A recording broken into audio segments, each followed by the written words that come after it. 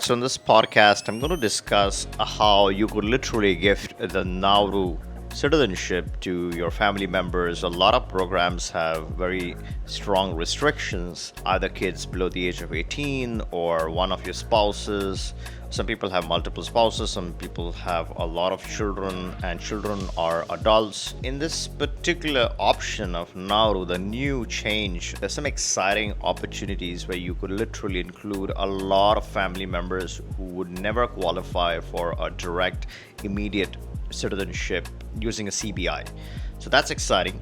The other major exciting change with Nauru is for a limited time, for approximately 6 months till June of this year, there's a heavy discount on the citizenship. The citizenship used to be a direct competitor to Vanuatu, and although I feel Vanuatu might be a better option as compared to Nauru at the same price point, but because of this heavy discount, I feel Nauru has a slight edge, combined with the fact that you can expand this and then gift it potentially to your extended family members. So that creates a big advantage. So let's first unpack this option and understand what really is the deal. The deal is, of course, the standard stuff. You get the Nauru citizenship, the Nauru passport.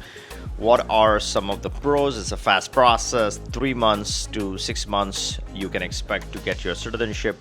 It's not as fast as Vanuatu. With Vanuatu, you're looking at 45 days to 60 days. In some cases, slightly sooner. In rare cases, could be slightly longer. Now that's the Vanuatu, but Nauru you're looking at 3 to 6 months.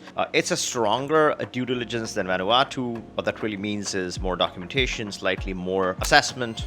The change really allows for children of any age to be included on that application, which is huge. Now, some people have children who are over 30, 35, 40, and typically they would never qualify under any other program. But with Nauru, you have the opportunity of including your extended family, which makes it particularly quite interesting. Some people truly want to give their children this new nationality, and this really opens up that door. It creates that significant opportunity that people might have been thinking of from quite some time. So that's a huge deal. The pricing has been slashed, or there's a heavy discount. You're looking at 102K USD for a single applicant. So that's quite cheap if you compare that with Vanuatu. You're looking at 130 for Vanuatu for a single applicant. So it's really a 30, almost and approximately a $30,000 savings that you can instantly qualify for with the Nauru citizenship. Now, if you're looking to include family members, this jumps up. Let's say you're trying to include a spouse and a couple of children, then you're looking at 125, 130K of a price point. And if you're looking to include other family members, including parents, and of course, the pricing is going to slightly increase because you're paying for due diligence for those people. But still, you have the opportunity of including all the people on the same application, which is huge because that's going to significantly slash the pricing for everyone. So that's a huge opportunity that you can look at with the Nauru program. Usually families who did Vanuatu in the past, especially large families who had multiple children, they all had to file individual applications. But now with the Nauru option, they all can be clubbed, and they can submit a single application and benefit from this process. Now, in terms of the access, when you compare the Vanuatu and the Nauru citizenships, if you do a head-on comparison of Nauru and Vanuatu, what is the advantage of what in terms of access? What is the advantage of Nauru? Nauru has, and I'm talking about the critical access, right? I'm not talking about the overall, but the main ones. I see that Bahamas is common between the two. It's interesting because it's closer to the US. So let's say you want to move from Bahamas to the US, you have your US nationality to use. And to get to Bahamas, this passport has that visa-free access. So that makes it interesting. So both have the visa-free to Bahamas. Nauru has Panama, Peru, Taiwan, South Korea, Montenegro. So that's the strength of the Nauru passport. It's not a zero tax country like Vanuatu, so that is the big con or the downside when you compare the two. Vanuatu, on the other hand, has the zero tax system, which is beneficial long term, lifelong. You have a zero tax country, which is far more beneficial than a country like Nauru.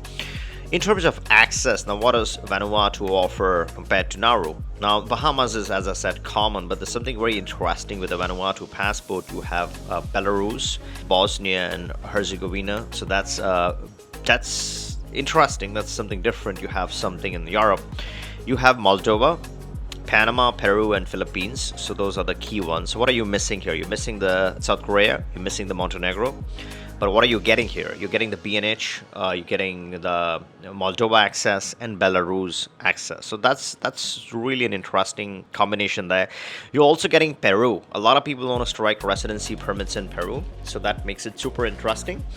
So that's the comparison. What is an overall winner over here?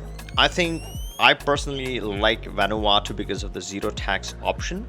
But then if I had a larger family and if my objective was to give citizenships to additional family members, or you had a certain situation which you wanted to resolve, getting a new passport, especially for your elder family members, let's say your children are grown up, they don't individually qualify for any of the programs, and you absolutely want to include them as part of your new citizenship plan or theory, then Nauru does offer the option of including those children. And that's why particularly it's very exciting.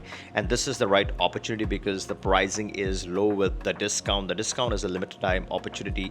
St. Kitts and Nevis had this type of a limited time opportunity, and some people, very few people took advantage of that price reduction. It was 125k, the cheapest it has ever been in the recent past, and now it's really almost 300k USD, 250, 300k USD. So 125 was literally less than half the price of what it is today, and the process was a lot simpler. So when you have such set of discounts and you're thinking you're in two minds, the best option usually tends to be to go for them. And none of this is immigration, legal, tax, or finance advice. This is just my personal opinion on this topic.